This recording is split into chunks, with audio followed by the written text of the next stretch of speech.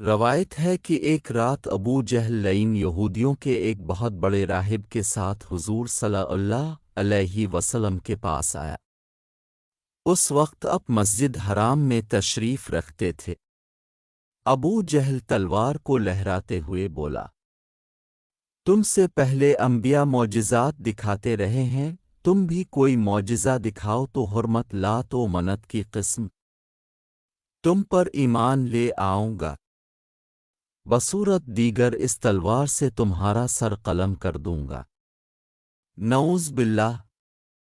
یہ سن کر حضور صلی اللہ علیہ وسلم نے فرمایا، میں اگر معبود برحق کی قسم کھا کر کہوں تو یقین نہ کرو گے۔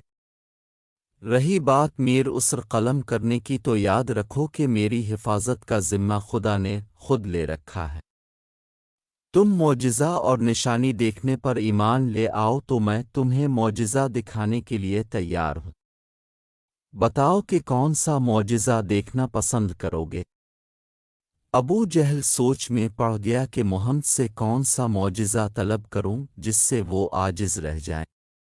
یہودی راہب نے ابو جہل سے کہا، محمد محض ایک جادوگر ہے۔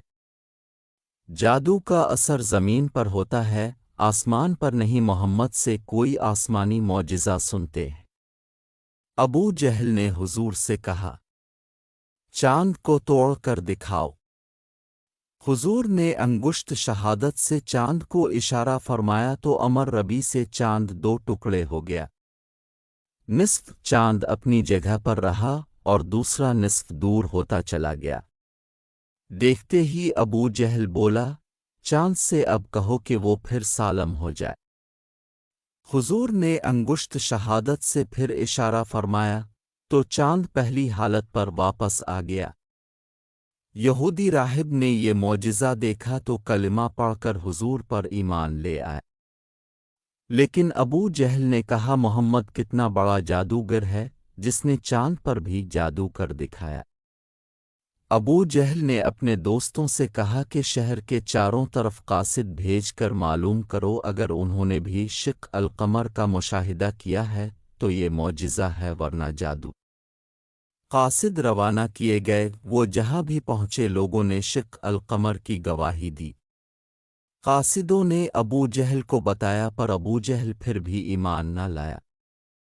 حوالہ دلائل النبوہ و خصائل کبریٰ و حجت علیہ وشواہد النبوت۔ اس ویڈیو کو لائک اور سبسکرائب کریں، انشاءاللہ میں آپ کے لیے ایسی معلوماتی ویڈیوز لاتا رہوں گا۔ بہت شکریہ۔